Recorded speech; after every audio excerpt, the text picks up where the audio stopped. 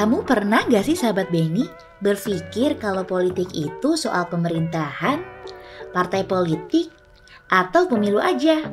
Padahal nih ya, tanpa kita sadari, politik itu ada di hampir setiap aspek kehidupan kita loh.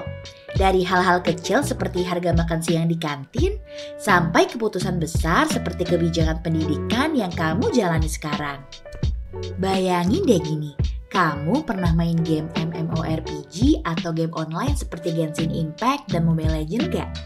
Di game itu biasanya ada yang disebut guild atau clan kan? Setiap guild punya pemimpin, aturan, dan strategi. Nah, guild itu sebenarnya adalah contoh kecil dari politik. Jadi di video kali ini kita akan ngomongin kenapa belajar politik itu sebenarnya sama aja dengan belajar kehidupan. Yuk kita langsung ke videonya. Politik nggak cuma soal siapa yang duduk di kursi pemerintahan aja. Yang lebih penting dari itu adalah soal bagaimana keputusan yang dibuat oleh mereka yang mempengaruhi hidup kita sehari-hari. Contoh paling simpelnya, harga kopi favorit kamu deh. Kamu sadar nggak kalau harga kopi di kafe kesukaan kamu naik terus? Itu nggak terjadi begitu aja loh, tapi ada kebijakan-kebijakan di baliknya. Seperti pajak, kebijakan impor bahan baku, sampai harga BBM yang ikut naik. Pada akhirnya, semua itu saling berhubungan dan dipengaruhi oleh keputusan politik yang akhirnya bikin harga kopi juga ikut naik. Nah, itu baru soal kopi aja tuh. Gimana soal hal-hal lainnya yang lebih besar? Misalnya, soal pendidikan kamu atau pekerjaan kamu.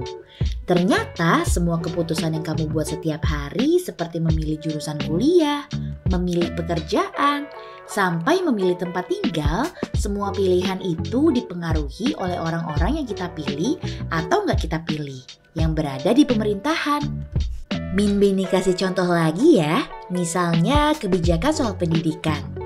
Sistem zonasi di sekolah negeri yang diterapkan oleh pemerintah Indonesia. Sistem ini bertujuan untuk menciptakan pemerataan akses pendidikan. Kamu tahu soal sistem zonasi ini kan? Nah, tapi efeknya bisa berbeda-beda di setiap daerah ternyata. Di kota besar misalnya, kamu mungkin harus menghadapi ketatnya persaingan masuk sekolah favorit. Sementara di daerah dan kota kecil, akses pendidikan mungkin lebih mudah, tapi fasilitasnya kurang memadai. Gimana? Kamu udah ngerasain sistem zonasi yang diterapkan atau belum nih? Komen di kolom komentar ya.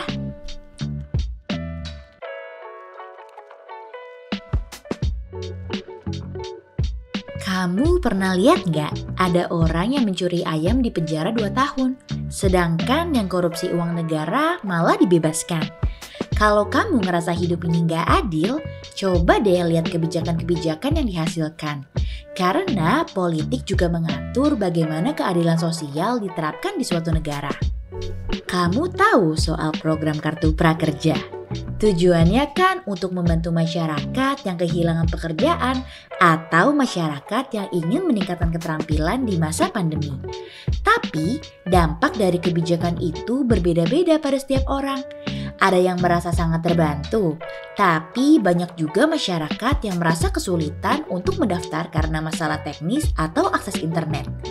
Jadi, kebijakan yang terlihat baik di satu sisi bisa jadi tantangan di sisi lainnya. Politik itu mirip banget sama main catur. Setiap langkah ada konsekuensinya. Kalau di permainan, kamu mungkin bisa reset ulang atau hidup lagi kalau kalah. Tapi di dunia nyata, keputusan politik bisa berdampak pada hidup banyak orang. Jadi, belajar politik berarti belajar memahami strategi, hak, dan kesempatan yang kita miliki. Sekarang coba bayangin deh, kamu lagi scroll medsos dan tiba-tiba ngelihat kampanye politik di Instagram atau TikTok. Kamu mungkin mikir, politik lagi, gak penting.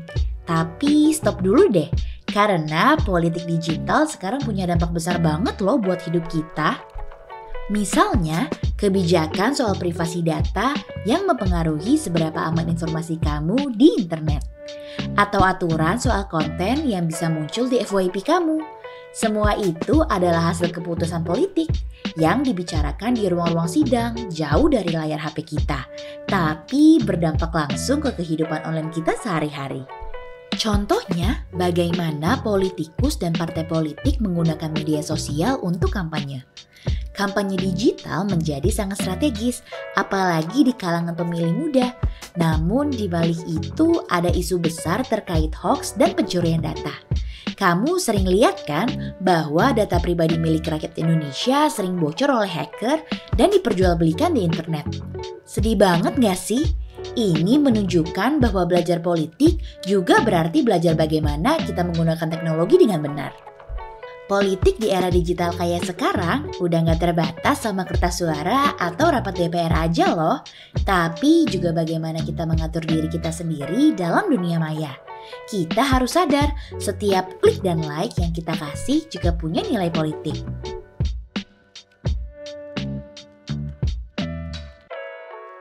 Buat kamu yang kotanya sering kena banjir padahal hujan gak begitu deras, ada gak? Atau kota kamu yang udaranya gak bersih karena banyak pabrik yang ngeluarin polusi udara, ada apa enggak? Lingkungan yang banjir, polusi udara, hingga penebangan hutan gak terlepas dari keputusan politik. Misalnya, kebijakan tentang tata ruang kota dan pengelolaan sumber daya alam yang dibuat oleh pemerintah. Keputusan itu punya dampak jangka panjang terhadap kehidupan sehari-hari kita, bahkan sampai generasi ke generasi loh. Contohnya nih, kebijakan soal penebangan hutan di Indonesia yang berakibat hutan di Indonesia berkurang hampir 1 juta hektar dalam 5 tahun. Wah, ngeri banget ya. Padahal hutan di Indonesia kan paru-paru dunia. Tapi alasan pemerintah melakukan penebangan hutan adalah karena adanya kebutuhan untuk membuka lahan demi pembangunan dan ekonomi. Jadi gimana menurutmu? Apakah kita akan kehilangan hutan?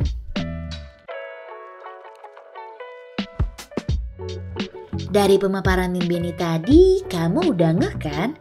Kalau politik itu bukan cuma soal pemerintahan atau pemilu aja. Politik adalah tentang bagaimana kita memilih orang yang benar, bagaimana kita membuat keputusan yang adil, dan bagaimana kita membangun masa depan. Kalau kita mengabaikan politik, itu sama aja kayak kita nggak peduli sama arah kehidupan kita sendiri. Karena pada akhirnya setiap keputusan politik yang diambil pasti ada dampaknya ke kita, baik itu kecil ataupun besar. Sahabat Beni, belajar politik itu berarti belajar gimana kita bisa jadi bagian dari perubahan. Gimana kita bisa bikin hidup kita dan orang-orang di sekitar kita jadi lebih baik. Semoga dari video kali ini kalian bisa mendapatkan sesuatu yang berguna. Terima kasih sudah menonton. Sampai jumpa di video pembelajaran selanjutnya.